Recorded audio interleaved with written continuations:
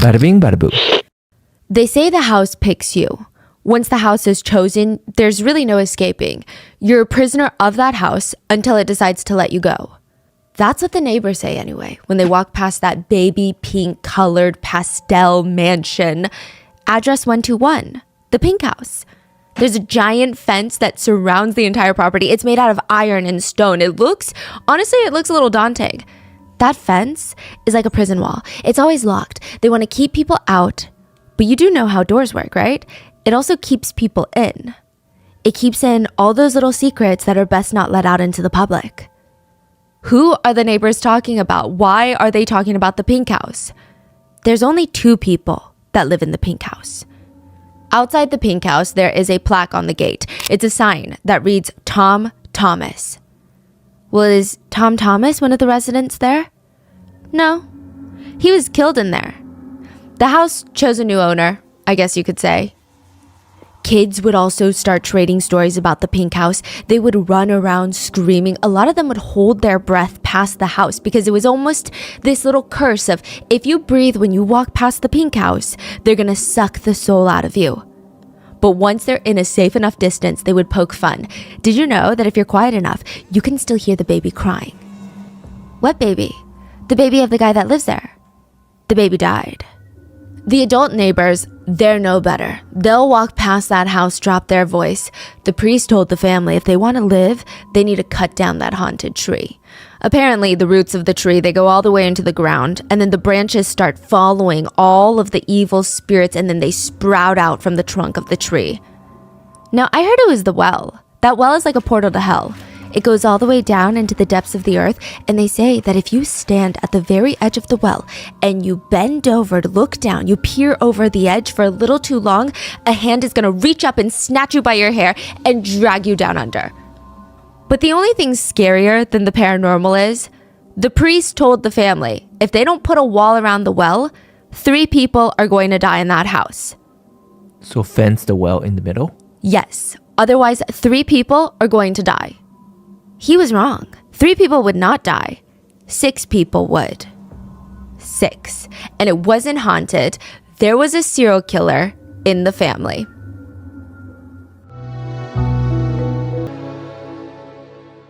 We would like to thank today's sponsors who have made it possible for Rotten Mango to support Futures Without Violence. For more than 30 years, this nonprofit has been fighting to eradicate family violence from all over the world by providing judicial training, educational programs, and various resources for DV and even legal change and advocacy. This episode's partnerships have also made it possible to support Rotten Mango's growing team of dedicated researchers and translators. We would also like to thank you guys, our listeners, for your continued support as we work on our mission to be worthy advocates of these causes. Now, as always, full show notes are available at rottenmangopodcast.com. Before we get started, there are a few quick disclaimers for today's case. It is important to note that everyone is presumed innocent until proven guilty in the court of law.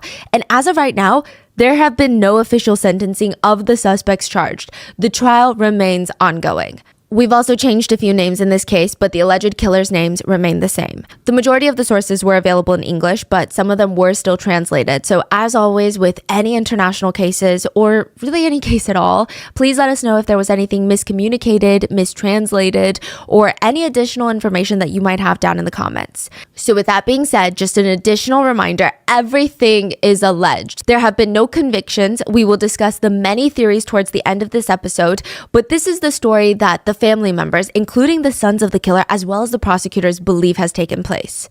So with that being said, let's get into that version of the story. Do you know what a locked house mystery is? Yes. So no in, no out. Exactly. To put it simply, it's when someone dies in a house with no signs of forced entry or break-in. So meaning every resident, every guest in that house is suddenly a suspect. The pink house would have its own locked house mystery. It's a typical locked house scenario. You've got a limited number of suspects. They're all somewhat interpersonally connected with the victim, a confined space, and then a death. But in the pink house, there was an open door policy. Anyone was allowed to come and go as they please. And in the middle of this giant celebration, someone screams, "I'm gonna die!" The lights shut off, and suddenly every guest, every caterer, every neighbor, extended family, friend, everyone is a suspect. it just becomes that much more complicated because you don't know who slipped in and out unnoticed. The timeline is fuzzy. To place every single person in which room, what they had access to, what they were doing, what if they were lying about what they're doing? All of this gets even more messy when the authorities don't even realize it's murder until a decade later. The Pink House resident list consists of the Thomas family, the Thomas parents, Anne and Tom, and their adult children, and a grandson. But for 10 days, the Pink House was absolute chaos. The Pink House would be open to any and all guests, known or unknown to the family, during the Festival of Onam celebrations, meaning anybody who needs a place to be was more than welcome to be at the Pink House.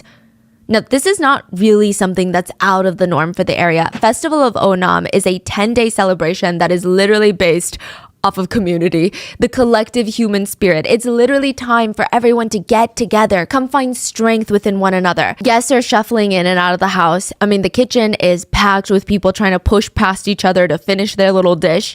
There's people washing, cutting vegetables, measuring ingredients, just these massive mounds of bright orange carrots on the kitchen island, green beans piled high in the little colanders. In the living room, men are setting up chairs and tables. They're arranging the seating. They're hanging up the flower decorations for the Festival of Onam. That's what it's known for. Some of the kids are tasked with laying out banana leaves on the table. So first, you need to find large, fresh, green, unblemished banana leaves. Then you have to give them a good rinse, pat them dry with a clean cloth, or you let them air dry. When it comes to placing them on the table, you want it positioned so that the tip of the leaf, the pointer, is pointing towards the left, to the person who will be eating from it, because it's going to serve as a plate. So it's all organized. It all points to the left. When it comes to arranging the food on the banana leaf, typically salt is placed at the left corner of the leaf. Pickles and chutneys go on the top right. Main dishes go straight in the center, and then the various side dishes go around the entree. And it's so fascinating because the veins of the banana leaf keep from all of the juices merging together. August 22nd, 2002. Leila Thomas is in the Pink House kitchen. She's cooking. She's listening to the loud conversations in the dining room. She's yelling at the kids, "Hey, put the banana leaf down." Leila is interrupted by her mom, Anne Thomas, who walks into the kitchen and she grabs a glass of water. She doesn't look good. Leila's kind of worried about her, but her mom just shakes her off. It's fine. I think it's fatigue. It's been so loud in the house with this nonstop music during the celebrations. I'm just going to go lay in my room. Leila nods, but she's a little concerned. In the past few weeks alone, her mom has already been hospitalized twice. Each time, the doctors did not have a precise answer for what was wrong. They would send Anne back home with some holistic medicine, and they would just hope for the best. Leila, her daughter, is not hopeful. She thought about stopping mid-recipe, but another family member walks into the kitchen and starts prepping a bowl of soup. "I'm going to bring some soup up to Mom." So Leila goes back to her dish. But the more she cooks, the more she starts feeling this nagging sense of unease. She's like, "I can't do it anymore. I'm not even focusing on my cooking." She wipes her hands on the apron, decides to go check up on her mom. It's been about 20 minutes since soup has been brought up to her. She just wants to check and see if her mom ate it. Is she okay? Is she taking a nap? Leila is weaving through all the people in the busy house. She walks upstairs to her mom's room, and it is the strangest sight. Her mom, Anne, is laying on the bed, leaning up against a window, and she just has silently tears streaming down her face. "Oh my God, what happened?" "Call everyone. I'm gonna die." What? Leila runs out of the room. She's trying to get everybody's attention, or at least the attention of somebody that can help her. But the music is so loud. So instead of finding each stereo, turning down the music, Leila runs to shut the power off of the house. The lights go off. "Hurry! Someone help me!" The Thomas brothers, they can recognize their little sister's voice from anywhere. They could also tell this is serious. So they rush to the sound of Leila's voice. They run into their mom Anne's room, following Leila's lead, and their mother is laying there, convulsing. Her body is jerking around. She tries to grab at her adult children. "I can't breathe. I'm dying." Mother Anne is quickly taken to the hospital. There was a white frothy substance that is coming out of her mouth. She's literally foaming at the mouth. Within 5 minutes, the doctors pronounced her dead. And a little 5'4" tall woman, soft-spoken with big round eyes, gets out of the Jeep that drove Anne to the hospital. She walked straight up to the doctors who just pronounced her dead. It was a heart attack, wasn't it? Yeah, I mean, just moments before she collapsed, she was complaining of chest pains. So if you knew the family tree intimately, you could potentially recognize that she was Anne's distant niece by way of marriage. But if you're like the doctors, if you're like you, and you don't know the giant Thomas family tree, you would ask, and what's your relation to the deceased? Oh, right. I'm her daughter-in-law. I'm married to her son, Roy. So they're cousins. Wait a minute. Hold on. This is Anne's niece, but also her daughter-in-law. Oh, Anne's son married His cousin. His cousin. By marriage, yeah. Oh, okay. Yeah. When it comes to talking about someone, okay, there's two ways people go about it. When they're around, it's all smiles. Oh, Roy, he's a gentle, kind soul. I mean, he's a bit introverted, that's all. Very shy. Or two, when you don't think anyone is listening. Roy's a loser. Lazy, too, yeah. That's what the neighbor said about Roy. We have no way of knowing which version is true, but we do know that on paper, Roy and his cousin Shaju, they have a lot in common. They're both shy and introverted. They mainly keep to themselves. I mean, make of that what you will, right? They both grew up in well-off families. Their parents were the financially stable ones. Neither of them had this intense, crazy pressure to work, and they would both make a single decision that would destroy their families. It would set off a chain of events that would kill their closest family members, one by one, until 6 of them are dead. Both of them would marry their cousins. Roy's cousin, Shaju, I mean, he must have known to some degree about the deaths in the pink house. Everyone in town is whispering about how cursed the house is. There's no way that he missed it. How could he not? It's literally his cousin's side of the family that are dying in there. It's like his aunt, it's his uncle, they're dying. It was always a thought that crossed his mind, though. Maybe the family's cursed. But if he's just my cousin, that means I'm not cursed, though, right? Like whatever dark entities are cursing that family. Technically, the pink house, they're the Thomases. I'm a Zachariah. So that means the curses are attached to names, aren't they? Besides, it's not like he even lives in the pink house. May 1st, 2014, the curse would move into Shaju's home. Shaju had lost his aunt Anne, Uncle Tom, cousin Roy, Uncle Manny. They all died mysteriously, and now he was going to lose one of his own. And it seemed like now the curse is deciding which one of Shaju's loved ones to take. His wife Silly, his 10-year-old son, or his sickly 2-year-old daughter. Just like at the party of the pink house, the day that Anne died, Shaju threw a party as well at his house. It's a communion celebration for his 10-year-old son. There's hundreds of people shuffling in and out throughout the day. And at the center of this party is not his son, but rather his 2-year-old daughter, Alphine.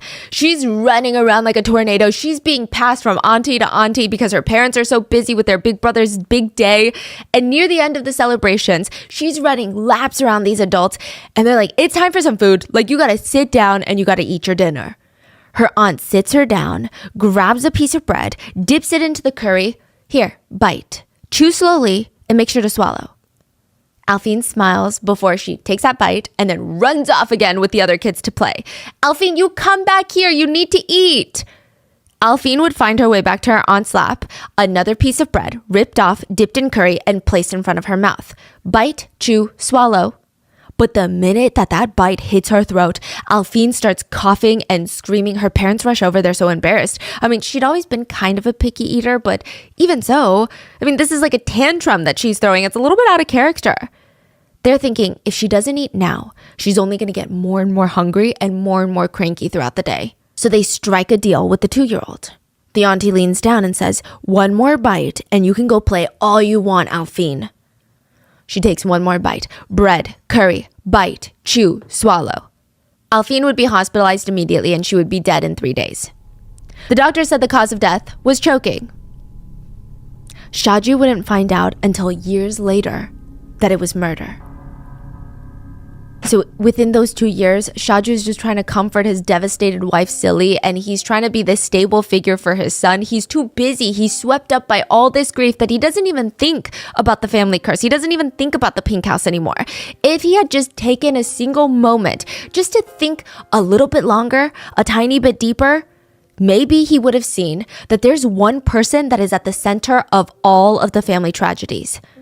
First the tragedies in the pink house, and now his, and one more would die in his family. But this would be someone that he and his wife would let into their own home. They would welcome this person with open arms like family. Leila Thomas had moved out of the pink house. I mean, she can't really bear to be there anymore, not after everything that's happened anyway. Back when she was a kid, she would run around the giant tree in the yard with all of her two older brothers, Roy and Arnav. They would chase her around, threatening to stick a caterpillar on her. She would escape into her room and she would just lay down with the book open, and the afternoon sun would hit her and she would just feel so sleepy. And by the time that she wakes up from her nap, it's dinner time. Her parents, Ann and Tom Thomas, they would always have the neighbors over for dinner. I mean, it's customary, open door policy at the pink house. So this giant gate surrounding the entire property, it was never locked. That was when they were kids. The three Thomas siblings, Roy, Arnav, and Leila, they'd all grown up. And of the 5 Thomas members, only 2 of them are still alive. It's like the house is eating people alive. Once you step foot into that pink house, it grips onto you. It decides whether or not it wants to let you go, let you leave, or if it wants to keep you forever. It wants to plant you with the tree. And for years, Leila had no idea. Is this a curse of the family? Are we just unlucky? Is it the house? Is there toxic mold infesting the house? Because why are 3 people dying in there? She's trying to bend over backwards thinking of any sort of reasoning behind why her whole family left her so early. But now she has the evidence in her hands. She knows exactly what killed her family, or rather, she knows who killed her family. And right now, there are 2 people inside of the pink house that Leila needs to save. She calls her nephew. Hello? Where are you right now? Are you in the house? Hurry. Go take a piece of clothing or a bedsheet and stuff it in your mouth and your brother's mouth. Avoid falling asleep. Don't eat anything. Don't drink water or anything from inside of that house. Do you hear me? I'm on my way right now. Hurry, right now. Are you getting the bed sheet? Are you? Leila is already in her car when she hears knocking on the other side of the call. She can hear her nephew Remo opening the door to his bedroom and him saying, "Why are you standing here? Are you trying to listen to me? What are you trying to hear?" Leila realizes the killer is standing outside her nephew's bedroom door, and then the line goes dead. The voice speaking to Remo on the other side of the line is muted. It's a little muffled. Leila didn't hear every single word that was said, but she had never been more sure of anything in her whole life. Her brother, Roy, had not taken his own life. Her brother, Roy, was killed. Leila's nephew, Remo, remembers that night so well. He woke up from a deep sleep. His eyes were squinting from the light, and he's confused. Why are the lights on in the bedroom? He glances out the window. Oh my God, it's still dark outside. Why are the lights on? And then from his peripheral vision, he sees someone and he almost jumps out of his own skin. Oh my God, Auntie, what are you doing here? She's sitting in a chair, spine stiff as a board. She's slightly leaning forward as if she had been waiting for him to wake up this whole time. Her lips are just like in a thin straight line, and she glances at Remo's little brother, Reynolds. He's still asleep. Remo quickly catches on and gently nudges his brother awake. Okay, wake up. What's going on, Auntie? Is something wrong? Your father slipped and fell in the bathroom. Your mother and your Uncle Manny are taking him to the hospital right now. What? Remo's trying to shake off the sleepiness from his mind. Like, what do you mean he slipped and fell in the bathroom? What, is he okay? He gets up from his bed with his brother and they follow his aunt down to the ground floor. Someone set up a framed photo of their father on the table, and it was surrounded by these candles and flowers. Is this like a show of support or something? Is it for like a prayer? He would learn that day that it was an altar. Their dad gets taken to the hospital and someone sets up an altar. Like they don't know if he's dead? It seems like the timing doesn't make sense. It doesn't seem like they know that he's dead. So someone set it up ahead of time. Yeah. Their dad was dead. The kids initially thought, okay, maybe it's a trip and fall in the bathroom. Did he hit his head on the tub? But eventually they were told it's a self-exit. That's what their mother, Roy's wife, told them. I mean, who are they not to believe her? That's their mom. I mean, really, who would question her? Leila Thomas didn't even question her. But now she's got all the proof. She has her brother's autopsy in her hands. Cherry red skin, small hemorrhages in the skin, a distinct bitter almond smell. Everything that she knew from the night of the murder was wrong. The night of Roy's death, Roy had just come home from a night out with his cousin Matthew. It's a Friday night, so he's expected a late night home. Likely he would swing open the door into the pink house and his wife and 2 young sons would be watching the TV in the living room. That's what he's thinking. But when he walks in, it's unusually quiet. The lights are off in the living room. He checks in the kitchen. There's just a bowl of rice and chickpea curry waiting for him next to a tall glass of water. Roy smirks. He takes a seat at the table. I mean, his wife is always thinking about him, just thinking ahead to the fact that he might be hungry when he gets home. His mouth starts watering. I mean, the roasted coconut, the sauteed onions and garlic, the chickpeas, curry leaves, the combination is like the perfect balance of spicy, citrusy. It's a little bit nutty. Roy digs his spoon into the curry, takes a mouthful. He would spend the rest of the night in the bathroom. I mean, strange. He'd always been one that can handle the spice rather well. Jolly wakes up to the sound of a gurgle. A sort of wet, splattering sound that sounds like it's coming from deep inside someone's throat, like if you're gargling mouthwash, but also simultaneously choking on it. And then it turns into this very strong retching noise. It sounds violent, like the person's stomach is trying to turn itself inside out. The sound is wet, almost viscous. The gagging, the retching, the heaving. Jolly opens her eyes, straining her ears to hear more. Then she gets up, calmly walks to the kitchen, passing the medicine cabinet, heads over to the table where she spots her husband's half-eaten curry. She can hear the clear, distinct sound of someone vomiting. The splattering sound, and it just keeps going on forever. And then the sound of someone trying to catch their breath before it starts all over again. That's what she hears. She reaches out, scoops up the half-touched bowl of curry and the empty water glass, brings them over to the kitchen sink, and starts doing the dishes. She makes sure to scrub and rinse every bit of that curry off. She's wiping the plates dry. She's placing them back in the cabinet. Jolly's always liked to keep a tidy house. That's what perfect wives do. I mean, all the while, like a perfect wife, she kept her ears strained for Roy's continued gasping and retching in the bathroom. Wait, what was that? She stops. She wipes her hands on her nightgown and she walks to the bathroom. She puts her ear up to the door and she's just listening. She crinkles her eyebrows and she's trying to understand what's going on the other side. She's glancing at the staircase to make sure that neither of their sons are walking down the stairs. And 15 minutes later, Jolly finally hears exactly what she was listening for. Silence. Her husband, Roy Thomas, was dead in the bathroom. Jolly calls for help and then she faints.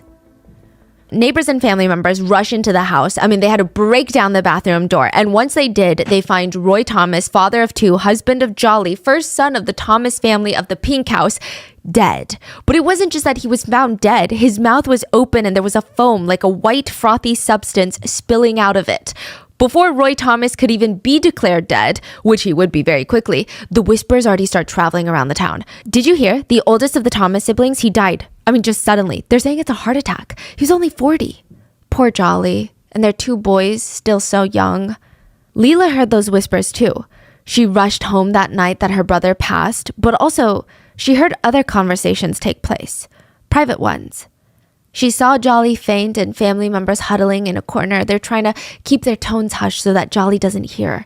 Roy had always been a big drinker, and it had only gotten worse lately. There was also that black magic stuff that apparently he was into. Jolly said that he had debts, like thousands of dollars of debt, and it's pretty obvious. He took his own life. Well, we're just gonna have to tell everyone that it was a heart attack. If the town finds out that he self-exited, leaving his wife and children with his debt, it's gonna tarnish the family name. The boys are already traumatized as it is. Why would we put them through that? And at the time, Leela believed it. It kind of made sense. Even Leela helped keep everything under wraps. I mean, she would repeat the family cover. He had a heart attack. It was unfortunate. Genetic heart condition. Might run in the family. We miss him oh so very much. Jolly's doing her best to raise her children as a single mom. But over time, as Leela keeps repeating the story, she realizes with each retelling, she believes it less and less. 3 deaths in the Pink House? What are the odds? Her mom, then her dad, and then her brother? She requested his autopsy. Time of death, 11:20 p.m. Stomach contents, curry and rice, undigested. Cause of death, cyanide poisoning. Leela's hands grip the paper. Her mind is racing. Wait. No, she had a conversation with Jolly the night of Roy's death. She remembers it so vividly. I mean, yeah, she's thick in her grief and shock at that time, but she remembered it because it's important. Jolly had told her, Roy came home at around 3 p.m. For lunch, he had curry and rice. Then at night, he said that he wasn't hungry, so I went to the kitchen to fry up some eggs, and that's when he walked into the restroom. When I was done, I tried to get him to come out, but he wouldn't even open the bathroom door. She had said that, but that doesn't make any sense. It doesn't match up with the autopsy results. The autopsy stated that his death was 11:20 p.m. There were undigested food in his stomach, curry and rice. But Jolly had told her that he ate the curry at around 3 p.m. There's no way it would still be undigested at the time of his death. So why on earth would she lie about something like that? About what he had for dinner or what time he ate? Because cyanide. Cyanide takes effect almost instantly after exposure. Leela did think it was odd that her brother would choose to self-exit with cyanide. It's a very difficult to obtain poison, and it feels like utter hell to ingest. Like, why would he do that to himself? Leela's mind starts racing, and she's putting two and two together. If Roy hadn't eaten dinner and just lunch, the food in his stomach would have already been digested, but it wasn't. The food had to have been eaten later, for dinner. But Jolly said he didn't have dinner. She said, at night, he didn't have dinner.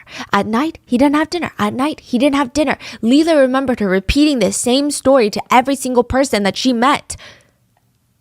Leela was racing to the pink house to get her nephews out of there before it was too late. Because the killer is in the house with them. It was their own mother, Jolly. She screamed into the phone, do not eat anything under any circumstances. There might be cyanide in your house. Your mother might try to kill you. Leela remembers all the love letters that her brother received, her brother Roy.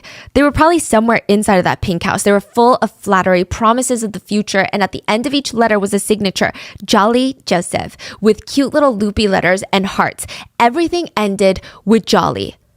Leela had already gone to the police by this point. She turned in everything that she could as evidence. She rushes to her old family home, and when she gets there, her nephews, the entire house is a mess. There is insects everywhere, dirty dishes, rotting food. The smell is pungent. Leela barely notices. She rushes into her nephew's room. Bring only what's important to you. Quickly, we have to go. As they're leaving, the sky flashes bright, lightning, and then boom, thunder strikes. So how long after was this? Like, the mom, dad, husband all died in like what kind of time span? 6 years. So it's a long process. She would not be caught for 14 years. And when was Leela like trying to get the kids out? 14 years later, since her mom's death. Oh, this is like complete out of the blue. Yeah. Type of because of a rescue. Funeral. Oh, okay. Oh, yeah. We're going to get into it. So thunder strikes. Leela stops momentarily at the gates of the pink house. The pink house, it used to always remain unlocked. It would welcome anyone in for a warm meal or a place to stay. Every Christmas, the pink house used to turn into this pink and green color because of the Christmas lights. It used to be a home. But now the place looks abandoned and sinister more than anything else. Like the pink house was where most of her family members had died, and everything started and ended with Jolly. Leela looks back at the gate and then at the sky, and she says, I did what I could. It was a message for her family. They were all dead. Jolly had killed almost all of them, but Leela felt like they could hear her. They were with her. They were encouraging her to take Jolly down. Her mom, her dad, her brother, her uncle, baby Alphine, and even Silly. Silly gets up from the bed when she hears the front door ring. She looks over at the calendar hanging on the wall. It had been 2 years since her baby Alphine had died in a freak choking accident at her son's party. 2 years of just her feeling like a zombie, just shuffling around, moving around people, trying to smile so that other people feel comfortable around you and trying to regain some sort of control over life. Silly was trying to get pregnant again. She thought, maybe if I have another girl, maybe Alphine would live inside of her, She would live on. But even that wasn't working out. She had been on holistic medicines to keep up her chances, but her body was weak. She had been hospitalized a few times since her daughter's death, which initially she thought it was stress or perhaps depression, but she presented the same symptoms as her baby girl. Difficulty swallowing, stomach burning, headache, nausea. It's like baby Alphine was trying to tell her something from the grave. Or maybe she was upset with her mom for letting this happen. Regardless, Silly gets up, walks to the door. Her friend was supposed to come over that day and try to cheer her up. She was really the only support system that Silly had. It doesn't get rid of any of the pain, but it does help her feel not so alone. She turns the lock to the front door, opens it wide, and smiles softly. Hey, Jolly. It was a small gathering. Some people would argue it's a family gathering, but that's besides the point. Jolly's there moving through the crowd, smiling and nodding. I mean, even after everything that she's been through, her first husband, Roy, dead mysteriously, and now she's a single mom of 2, it sucks. Even after all that tragedy, though, Jolly is still able to try and be jolly.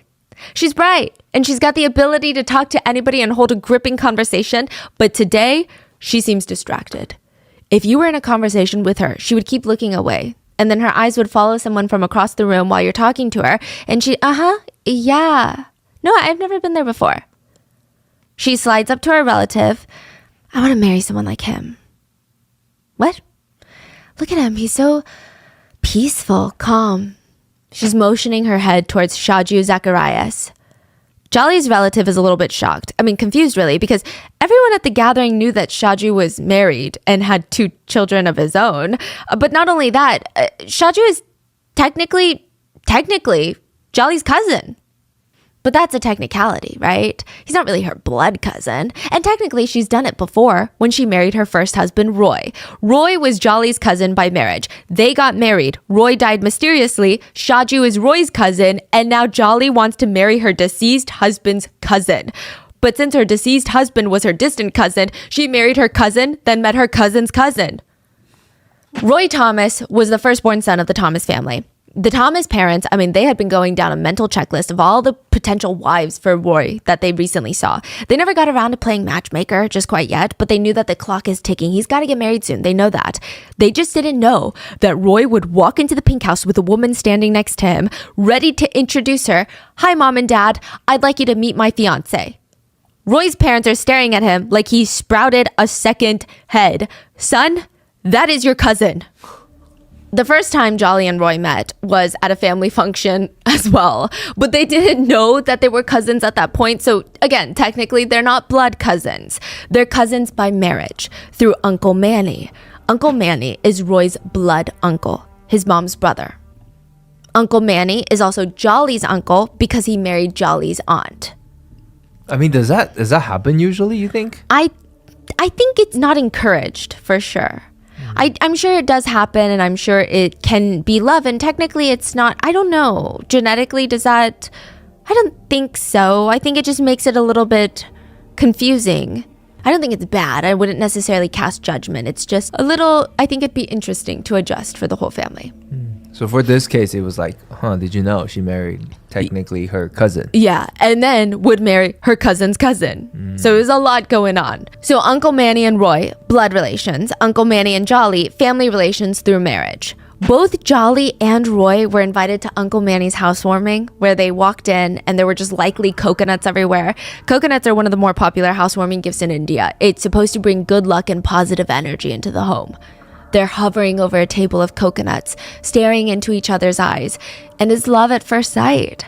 They try to fight it because, they're cousins, but after countless late night secret phone calls and these little love letters that they would write to each other's houses, there was no denying it. They were going to get married and live happily ever after, not as cousins, but as husband and wife.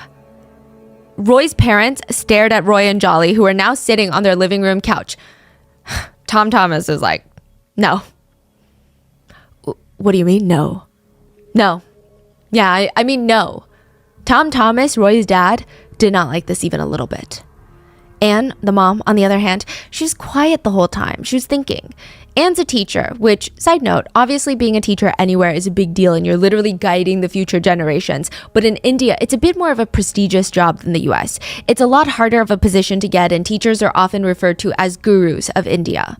So while teachers in the US are appreciated, they might not be as respected as teachers in India. So keep that in mind. Now, Tom was also in the education field. He was an officer for the state's education department for the local town. Everyone comes to this couple for advice. That's why they have an open door policy. But in the pink house, when it's just them, Tom turns to Anne. She's the matriarch of the family. And Tom would wait for Anne's word. I like her. Every trick question that Anne had set up for Jolly to trip on, she passed. What do your parents do for work again? Oh, they're humble farmers, but they're well respected in our town for their unwavering dedication to the harvest and, of course, their hard work. What about school? I was the first in my family to attend college. I graduated with a Master's of Commerce. That's basically a master's degree in business. It is very, very impressive. A higher degree than Roy, their own son. Anne could see herself having intellectually stimulating conversations with Jolly. I mean, both of them are headstrong, independent women who have a vision of their own that's separate from men. And they could be the guiding future for all the other girls in their small town to freaking go after what they want with such aggression that men will step out of the way for you. Anne could see them getting along really well. She smiled at Jolly. Meanwhile, Jolly smiled back and she looked around at the spacious living room, the servants preparing tea for them in the kitchen, ushering it over, placing it in front of Jolly to drink. The minute that she's done and that empty teacup lands on the coffee table, it's whisked back away into the kitchen. Not a single dirty teacup lingering on the coffee table or any surface of this house. She smiles back at Anne because she could see herself living here with all the staff tending to her every need. She felt right at home already. Unfortunately, there is only room for one head of the house. If there were guidelines, like a rule book on being the best daughter-in-law, Jolly could have written it. The rules are technically endless, but if you had to nail at least 4 of the crucial ones, you'd be set. 1, be the family therapist. Listen to everyone's problems and offer not the best advice. Offer the advice that they want to hear. Jolly was even winning Tom over with this role. He's coming around and seeing her as a confidant, an asset to the Thomas family, an asset to the Pink House. 2, never be disagreeable, but always get your way. The art of gentle manipulation and persuasion. Mom, mother-in-law, you have such a classic, timeless sense of style. I mean, this floral arrangement is incredible.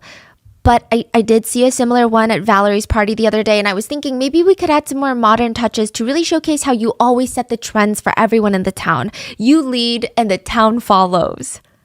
3, learn to cook an unforgettable dish. Mother, I'm telling you, you have not lived until you've tried my mutton soup. I've got a secret blend of spices that will warm you from the inside out. I mean, it's positively to die for.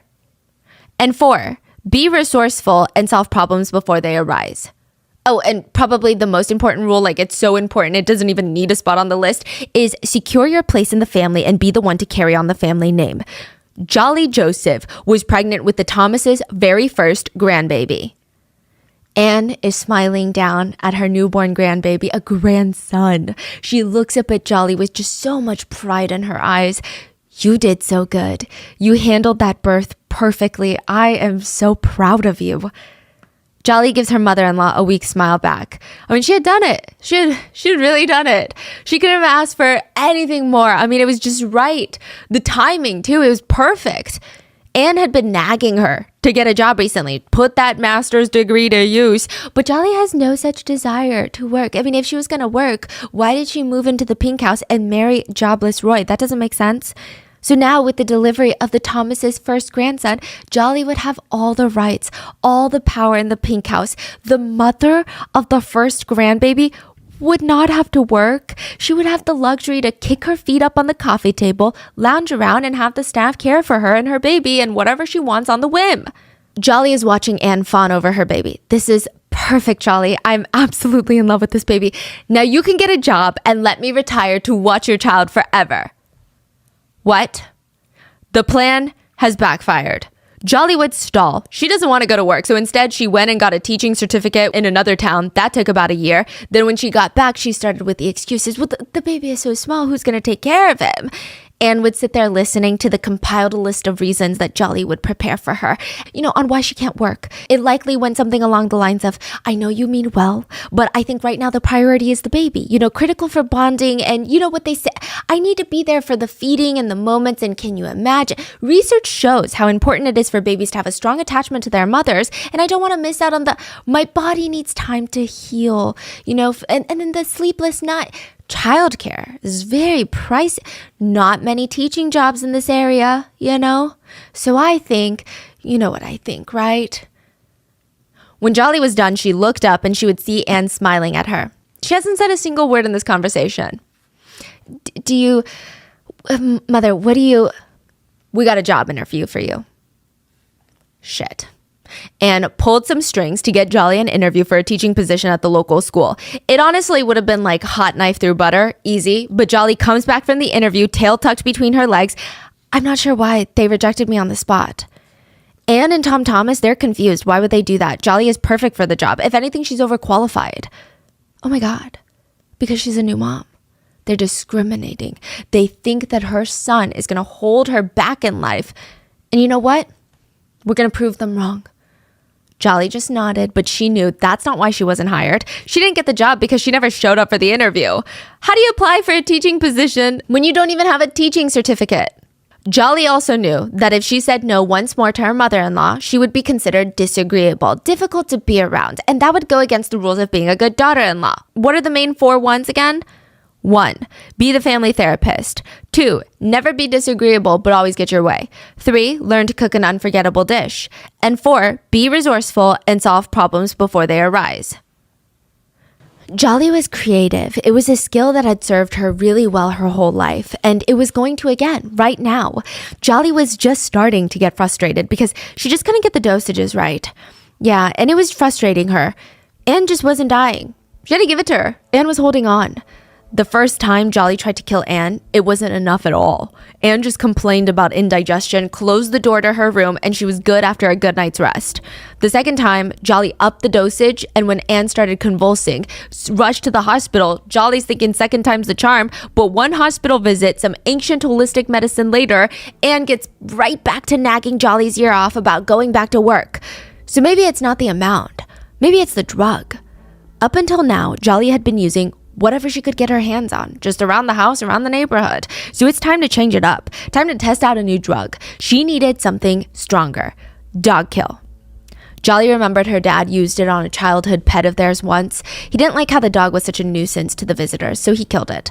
But obviously it's deadly, which makes it not the easiest thing to obtain, and Jolly would have to travel to a completely different town, use a fake name, make an excuse, ask for a prescription for dog kill, beg for a prescription for dog. The dog in town has rabies. It's gonna hurt a small child eventually. Unless, then Jolly would travel to another town, to a separate pharmacy to pick up the prescription. Now, if that's not resourceful, I don't know what is. She even tested on her other precious pet. And she loved that dog. She really did. I mean, she took no joy in seeing the dog withering away in pain for 4 hours. First 2 hours, the dog started barking like crazy and running around in circles in a frenzy. Its eyes were blown out and wild. Within the next 2 hours, it was collapsed on the ground with its limbs wrought out in these uncontrollable, jerky movements growing more and more violent by the second. She did not enjoy that. Probably. But at least she knew that it worked. Jolly had been the definition of the perfect daughter-in-law. 1, be the family therapist. 2, never be disagreeable, but always get your way. And be resourceful and solve problems before they arise. And wait, there's one that she's missing. Rule number 3, learn to cook an unforgettable dish. Her specialty, mutton soup. The key to her dish was the perfect blend of spices, turmeric, coriander, masala, and pepper. Most recipes would suggest serving the soup hot with rice or bread, but Jolly would be serving it with an extra ingredient, specially for Anne. Dog kill. It would be an unforgettable dish. Jolly's routine every day was meticulous. The alarm would go off, she would swing her legs off the bed, they would hit the floor with a thud. The morning routine was simple. Brush teeth, wash face, get ready, make sure the kids have breakfast, drive to work, going over lesson plans. Jolly's a professor at NIT, which is the top engineering school in all of India. She got a new job. Wait, she did have a job? She gets a new job. Okay. Yeah, it's like the best engineering school in India, and she's a professor there. The questions she's getting for her lesson plans, I mean, they're intense. These are not just like random hee-hee-ha-ha college students. They're the top minds from all over India, and she's teaching them. If she thought about it too hard, she would have a panic attack, so she would push it to the back of her mind. Get to school, start her lessons, take a quick working lunch break, get back in her car, drive 20 minutes back home while on the phone with students, faculty members, parents. She would almost always walk in through the front doors of the pink house. Did you take the book from my desk? No, it's fine. If it's from the right stack, just remember to bring it back after you reviewed the lessons, okay? Okay, yes, I'll see you tomorrow in class. She hangs up. Jolly's kids, they never felt like she gave them any attention, really. I mean, she's always just going over lesson plans, on the phone with her boss, grading papers. She would sit there with a stack of papers, a bright red pen, and when one of the kids would try and play with her, get some of her attention, she would put the red pen down, pick up her child, walk into a room, here you go, play with your dad. Then Jolly would start her second shift. She would take off the school name tag from around her neck, throw on a cardigan over her work outfit, settle down on the cushy chair in the study, and she would start going through the family finances, making sure that everything was balancing at the end. In her favor, that is. A new shift that she took on after Anne died. Then, when she was done with that night shift, she would start her third shift. She would change into her night clothes. She starts making dinner, curry for Roy. The kids had their phases of different foods that they ate, and of course, mashed tapioca every single evening for her father-in-law. I mean, it's hard. It's hard as a mom of two to take on all these different shifts. She felt like she was being spread really thin, but she did it for the family. And all that's to say is she just doesn't have a lot of extra time, and she definitely doesn't have any time for all of the neighborhood gossip. Did you hear? Jolly's trying to be Anne 2.0. Trying to replace her. It's just weird. She started dressing like Anne, but better. I mean, it's clear that she spends a lot of money on clothes. And how much money do you think the professors at NIT even get paid? You think it's from the Thomas's family funds that she's using? Well, you know how she's been gaining more influence in the family? Look, I don't know. I'm just saying she's looking like Anne. She's acting like Anne. I mean, Thomas single could be influenced by a nice young woman in the house. It might be the smart thing to do. Ew, no, that's clearly very, very false and fake and just gross. She is having an affair, but it's not with her father-in-law. She's sleeping with her cousin. Jolly was allegedly having an affair with Roy's cousin. Not Shaju. That would be crazy. Shaju's married. He's got children. But a cousin named Matthew, Roy's closest relative. They call him Roy's philosopher because he always gives Roy such good advice. So she's sleeping with another cousin. Yes. Matthew is laying in his cousin Roy's bed with his cousin Roy's wife, Jolly. She rolls over in bed, brings up the blanket with one hand to cover herself, and just props her head up with the other. Don't you guys use cyanide to clean gold? Matthew turns to look at his cousin's wife while he grabs his shirt. I mean, yeah, why? Jolly kicks her feet up behind her. It's just so annoying. It's inconvenient. I just wish I had some way to get rid of them quickly, and easily. The rats. There's just a few rats in the house that I need to get rid of. Matthew looks at her kind of strangely. Cyanide is not a super common method used to kill rats. It's a little overkill, in his opinion. But he shrugs. If it gets the job done, right? I suppose. But getting the cyanide for Jolly wasn't going to be a walk in the park. It's regulated. You can't just pick it up at the store. Not to mention, it's not that cheap. He would have to go directly to his boss, Praji, the owner of the local jewelry store that Matthew works at. I mean, Praji has a permit to get cyanide because you can use it to separate gold. But Matthew knew that Praji was someone that likes a good deal. So he thought of everything that Praji would want in a deal. 2 bottles of cyanide in exchange for 2 bottles of liquor, $60, and a night with Jolly. Wow. The use of shrooms is illegal in most countries, including the United States and India.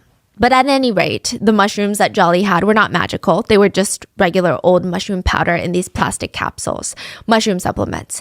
They're anti-inflammatory, antioxidant, stress relieving, helps to improve energy levels and boost immunity. And it's all natural. But also, so is cyanide, is it not?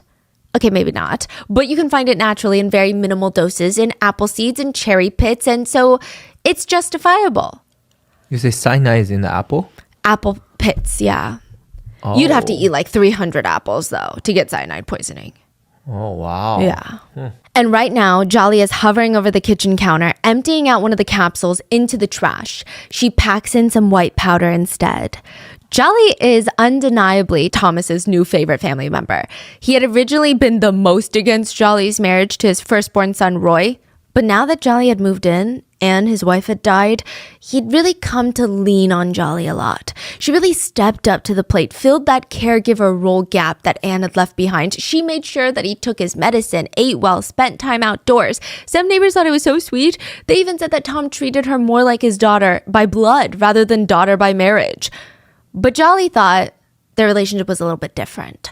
Jolly knew that she had Tom in the palm of her hand. If she wanted him to transfer all the money from those sales into her account, he would do it. And he would throw in most of his life savings as well. If she wanted him to change his will so that it would favor her and her husband Roy, he would do it. Jolly loved it. He was like her little puppet. And now, Jolly just needed her puppet to dance for her one last time. The morning of March 26, 2008, 6 p.m. It's an hour before prayer, and it's also time for Tom to take his daily mushroom capsule. Jolly walks into Tom's study. Tom is hunched over the papers on his desk. He's been so busy helping a few teachers from the nearby schools figure out their taxes. Tom, your pills. Tom looks up from his work and his eyes just find Jolly's face. He beams and he brings his arms up outstretched dramatically. What would I do without you, Jolly? Jolly hands him the capsules with water, smiling back at him. No, it was more what she could do without him. Tom obediently swallows the capsule and returns to work. But immediately he starts feeling a little dizzy. He tries to take a big, deep breath to steady himself, but the dizziness only intensifies. He clutches the desk in front of him. His heart starts racing. He's anxious. He's like, Jolly, Jolly? Jolly is by his side. She's unnervingly calm. Yes, Tom? Suddenly, there's a sharp pain that's just tearing through his chest. He falls over on his chair, doubling over, and Jolly's just watching as her father-in-law is vomiting all over the floor, all over her feet. He begins to convulse uncontrollably as if his limbs are being jerked around like strings, like he's a puppet, and then his body goes still. He would be pronounced dead at the hospital. Leela, the daughter, would later question Jolly. Why did it take so long for him to be taken to the hospital? I just don't get it. Jolly shrugged. I couldn't find the car keys, so it took some time.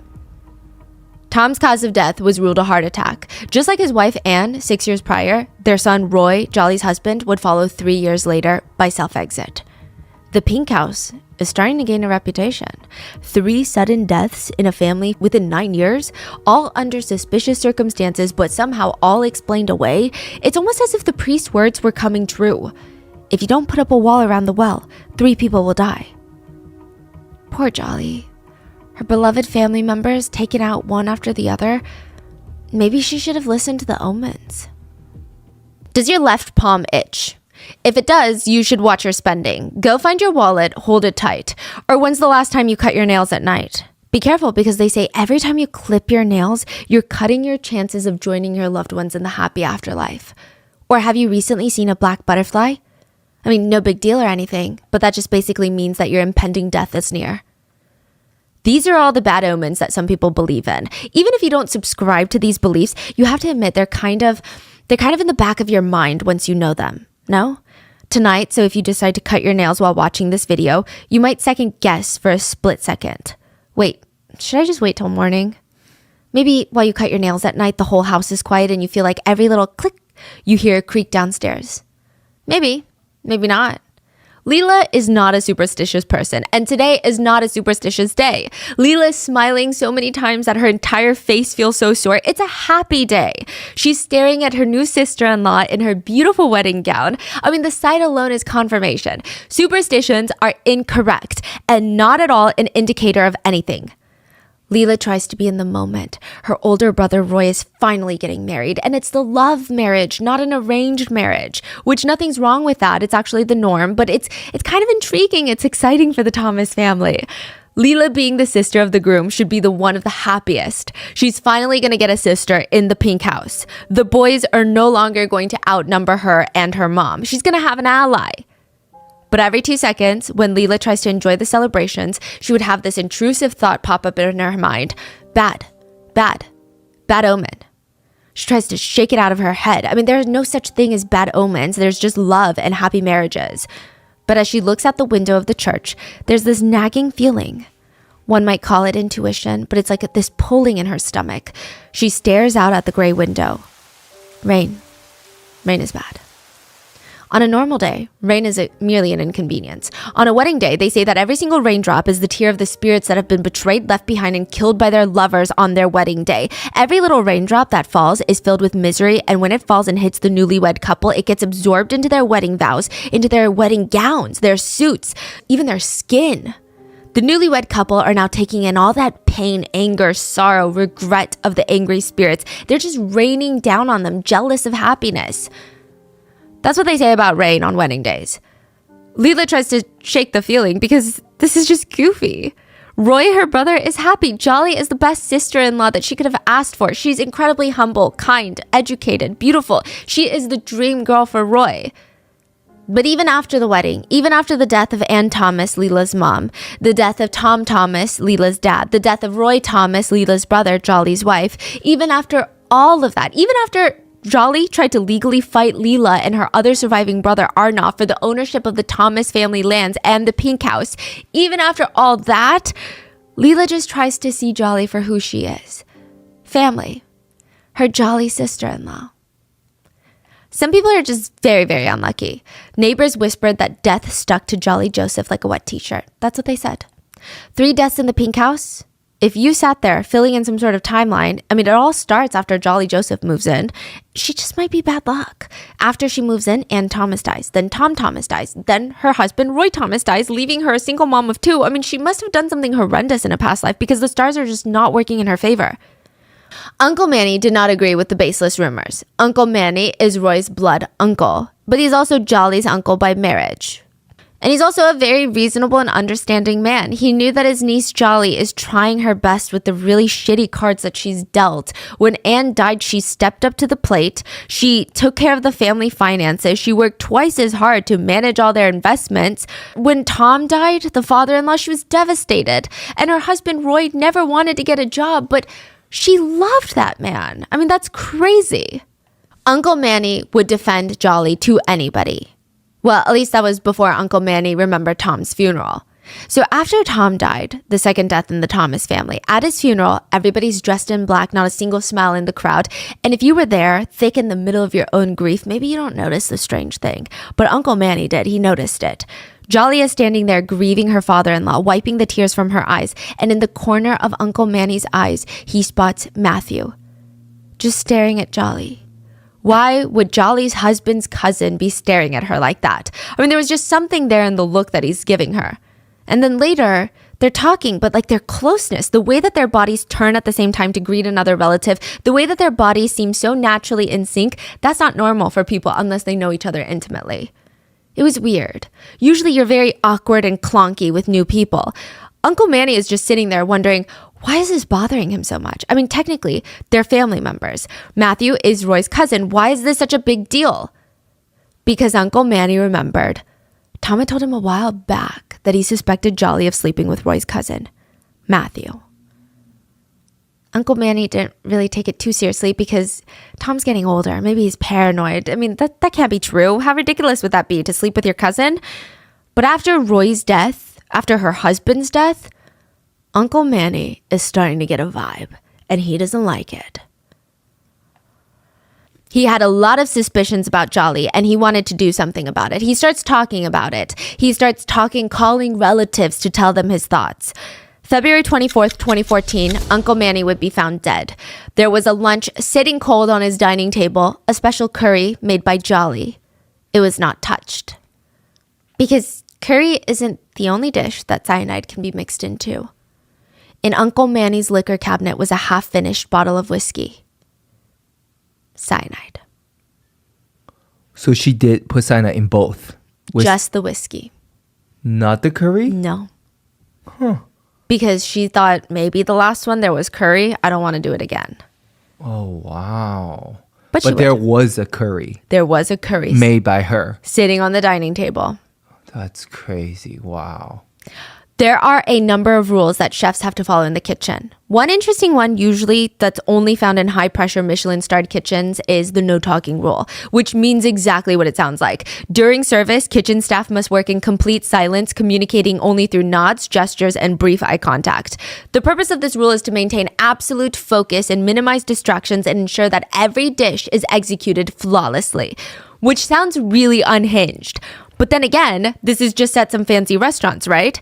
The basics, everybody knows that. Wash your hands before and after touching anything. Keep your nails trimmed and clean. Make sure you don't have any open cuts. Jolly knew these rules well. She's a great cook. But to be honest, Jolly followed these rules more when she was out of the kitchen. These rules were essential in preventing accidental cyanide poisoning through skin contact. Because Jolly handled cyanide regularly, she would have to stick to these rules like they were a life code. She was trying to be safe about killing, and she had allegedly succeeded 6 times. Anne, Tom, Roy, Uncle Manny, baby Alphine, and now Silly's murder was the most risky. It happened in the waiting room of a dentist office with patients all around. Even Silly's own son was there. Here, take one of these. It's a mushroom capsule. It'll help with the headache. Silly had gratefully taken the mushroom capsule from Jolly and gulped it down with some water. Minutes later, she began convulsing, struggling to breathe, and she would die just like that, just like the others. The son is screaming and crying all the way to the hospital. I mean, his mom, just 2 years after his sister died, his mom dies. Jolly's holding her breath, though, because she could have sworn she saw Silly's son looking at her when she offered his mom the pills. Thank God the doctors thought it was epilepsy. But now's not the time to think about that, okay? It's a special day. Jolly and Shaju are getting married. Exactly 1 year after Silly's death, February 2017. After their intimate wedding, Shaju and his son would move into the pink house. They would slam the gates closed and seclude themselves from the world. I mean, at this point, the whispers, they're not even whispers. They're straight up screams about the house, the family death, the curse, and the new marriage of the 2 cousins, Jolly and Shaju. I mean, most people do not agree with this marriage. Even Silly's parents were disgusted that their son-in-law could just move on so quickly. But also with Jolly, it's just strange. The neighbors were whispering about the 2 cousins as well, so they just shut themselves into the pink house and started this new life together. But old habits die hard. Shaju rolls over in bed one night, rubs his eyes, and he sees Jolly whispering and smiling while holding a phone up to her ear. It was odd. He tried to ask Jolly about it, but she would just shrug it off. He demanded to see her phone, but she absolutely refused. I mean, it's pretty obvious. Shaju thinks that Jolly is cheating. And she probably is, right? Because the past is hard to let go of. It's comfortable. It's an old sweater that you just can't get rid of. But Leela Thomas, she's not letting go of the past either. Her brother's widow is now moving on and marrying their cousin. It's weird. Everything about this is odd. The Thomas family, I mean, it was perfectly fine until she came into their lives. That's when the death started. Sure, you could call it unlucky, but what if it's not? Leela knows what she saw at Silly's funeral. Silly is Shaju's wife.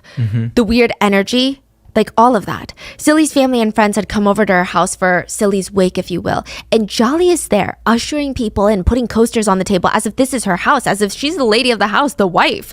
Jolly's managing everything, the food, the flower arrangements, getting Silly ready for the funeral. I mean, it's odd. You would think that Shaju and Jolly are a couple and Silly was Jolly's sister or something.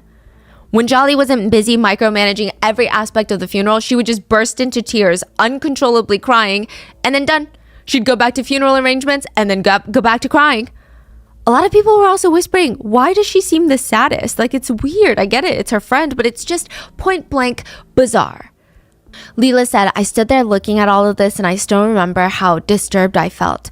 I wasn't even concentrating on the dead body. I was looking at Jolly moving around, bringing things from the other room, doing all the things, and I just saw her face for a strange moment, and I just felt weird. I mean, I felt like she actually had this happiness. I mean, somewhere it reflected on Jolly's face at the funeral. Like, I felt it. I just stood there, and a spark struck my mind, and I connected. Silly had died. For what? For Shaju to be single? No. Did Silly die because of Jolly? The thought disturbed me instantly and immensely, and I wondered if perhaps the baby was also a hindrance. Baby Alphine, who was sick, even if Silly alone dies and Jolly remarries Shaju, she would be obligated to care for their sick child, which would undoubtedly hold Jolly's life back. I knew something wasn't right. But that just can't be possible, right?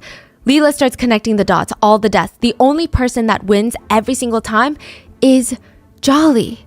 It just doesn't make any sense. With Anne, she became the matriarch, the head of the investments. Tom's death, she had an inheritance. Roy's death, she got Roy's inheritance. Baby Alphine, maybe she doesn't want to take care of a baby because she wants to marry Shaju.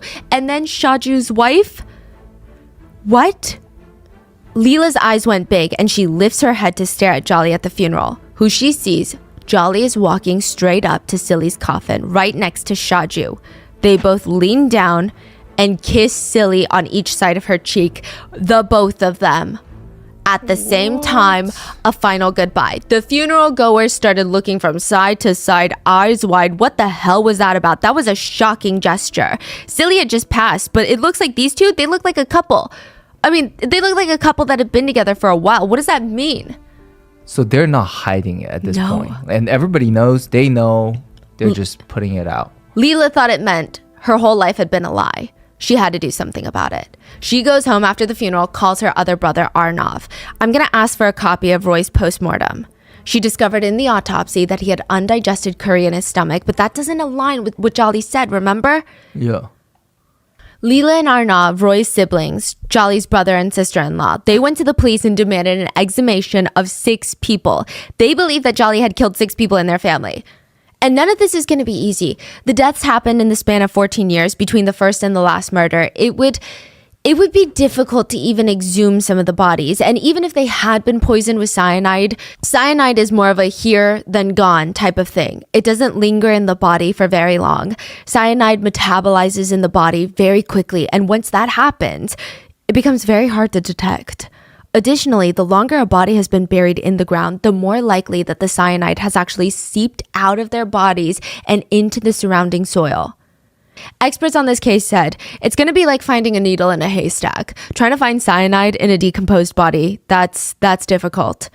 So with those odds and the added element of exhuming a body in Christianity, the town actually was really upset at the siblings for requesting such a thing. They were like, you're going to put your whole family's souls through that for what? The tiniest sliver of a chance that you might find something? Which, yes. Oh, I'm sorry. So they had this feeling 16 years later? Yeah, 14 years later. 14 years later. Yeah.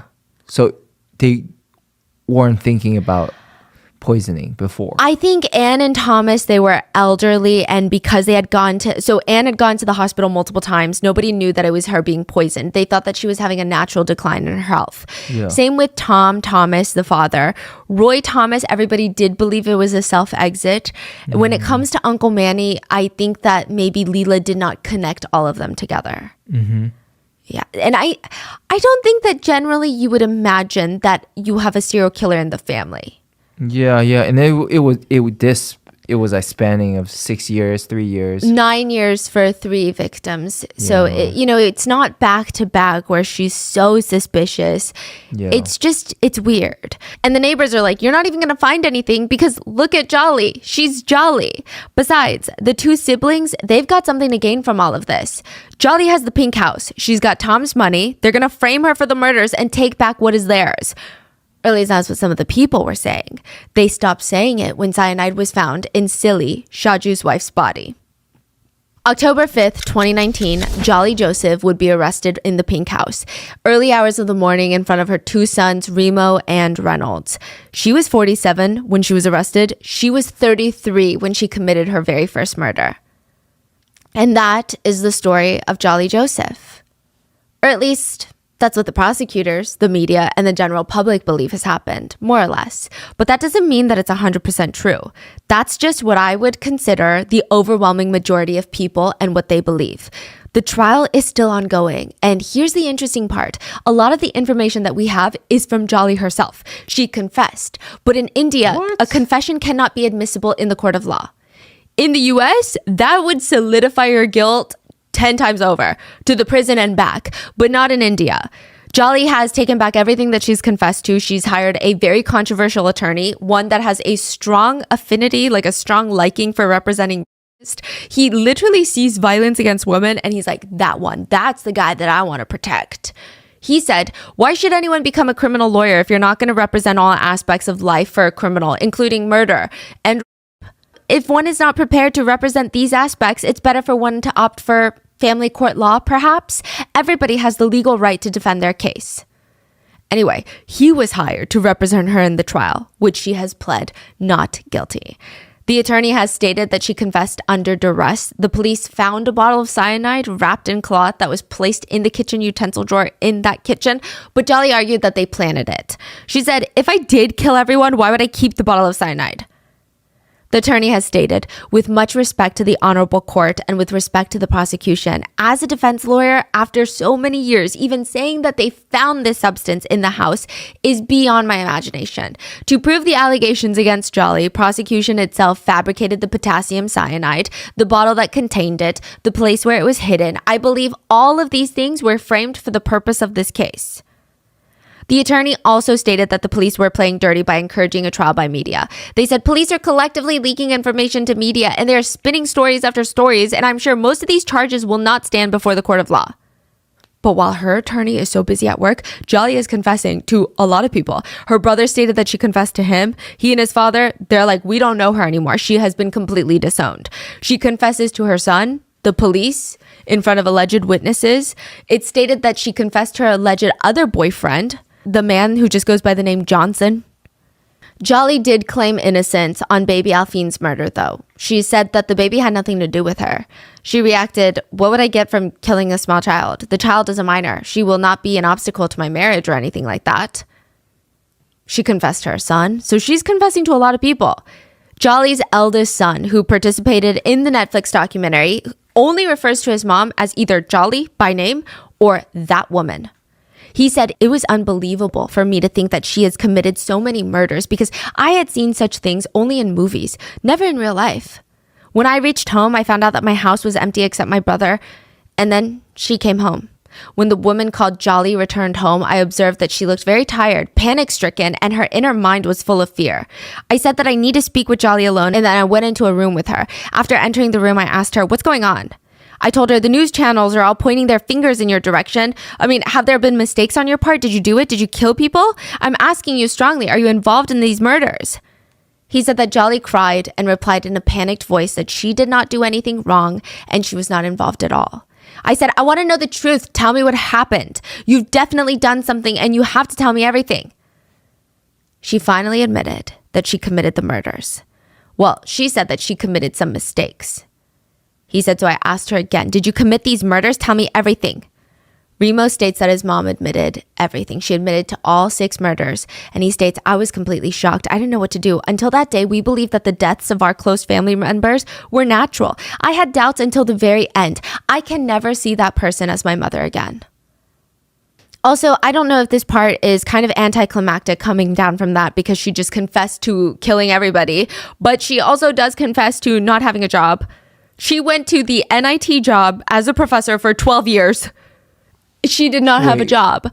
We don't know what kind of paper she's grading. I don't know if she went to the library and printed out random papers and then started grading them in her free time. What's crazy is that her kid said that she was always working. She's not even doing fun stuff. It's not like she comes home from work to just lay on the bed. She's literally reading papers and grading papers. Fake papers. Fake papers. We have no idea what she did every day for 12 years straight. They tried to ask Jolly and she said that she went to this beauty spa. But when they asked the beauty spa people, they're like, I mean, we've seen her, but she hasn't been coming here every day for the past 12 years. Like, she's just a normal customer. Crazy. She could have just stopped. She could have just said, okay, I stopped working now. Yeah. She didn't for 12 years because it's a prestigious position. Oh. Yeah, I mean, it's just unhinged. Netflix released a documentary called Curry and Cyanide, which is, yeah, I mean, a lot of people did say it was a wild name when they didn't know that Curry was actually involved.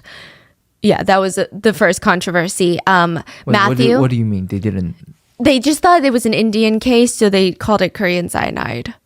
And people were just thought the name was so unhinged and wild. But she actually did put cyanide in curry, it seems, allegedly. Now, Matthew, the cousin, tried to get the Netflix documentary banned. He filed for an intervention from the trial courts. He claimed that the documentary went over fake information, but his request was ultimately banned. So the Netflix doc is live. But even with the documentary, the trial underway, I mean, there's still a lot of unanswered questions. Like, where did Jolly go for the year that she was getting her teaching certificate if she didn't actually get her teaching certificate? Where did she go every day while she was at work at NIT for 12 years? We know that she borrowed money from Shaju's dad while she pretended to work because, you know, it's pretty hard to hide the fact that you don't have an income coming in. But how was she always in debt? She killed so many people for the purpose of money and she's still in debt? Like, what is her game plan? What's her motive? Wait, so she's killing for money, or we're That's- saying we don't know? We don't know. That's what people think that she's doing because that's the only motive that makes sense. It's like either killing for money, killing for convenience, or killing to just make sure you don't get caught.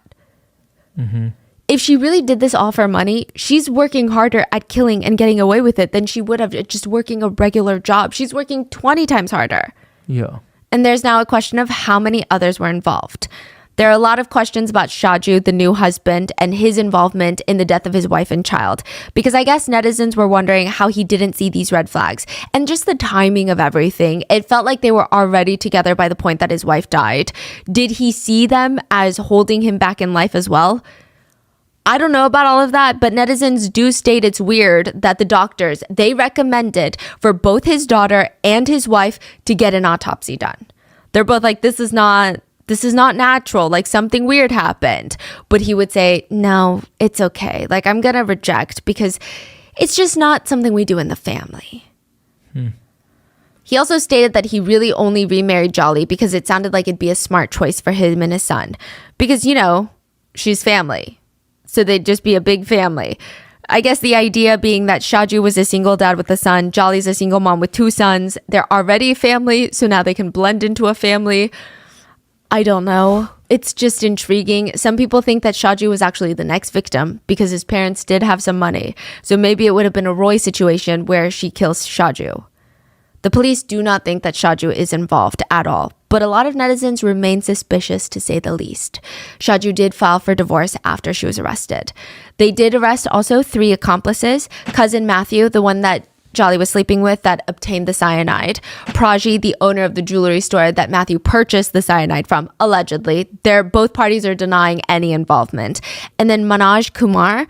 Apparently, he's a former politician from the area. He opened up his own real estate brokerage that Jolly invested a lot of her money into, and he was arrested for helping Jolly get a fake notary for Tom's will because she forged a portion of Tom's will.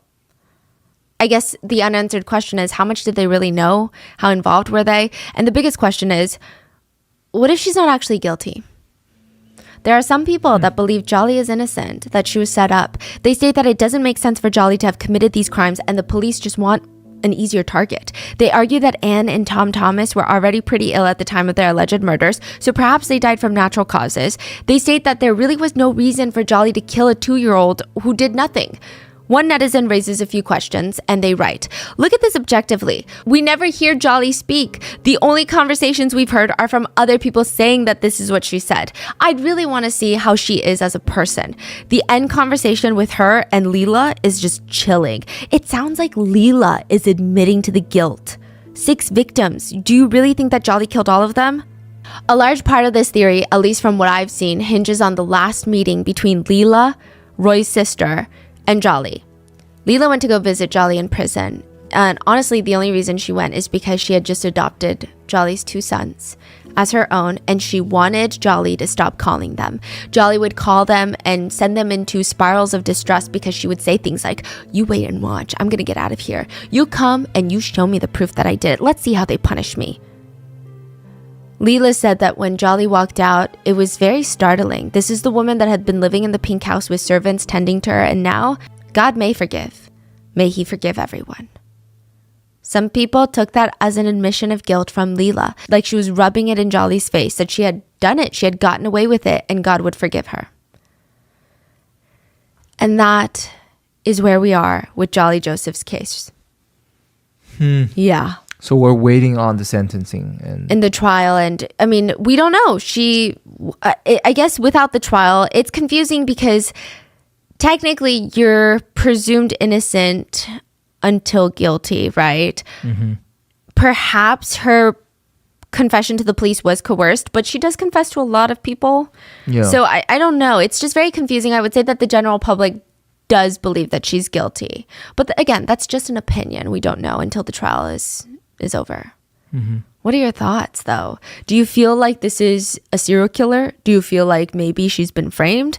Do you feel like this is just so odd? What are your thoughts? Let me know. Please stay safe. And I will see you guys on Sunday for the next episode. Bye.